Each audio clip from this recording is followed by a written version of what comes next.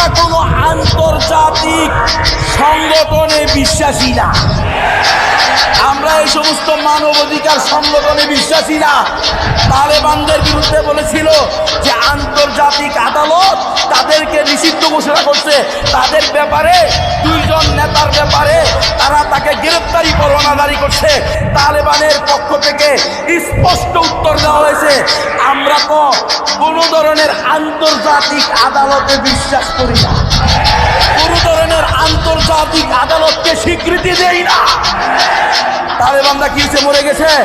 আজকে কথা বলা হয় দেশকে তালেবান বানাবেন। ওই বেটা বেআক্কল গাদা, বেকুব, বেহুদা, বেলাদা, বেরকম, বেহায়া,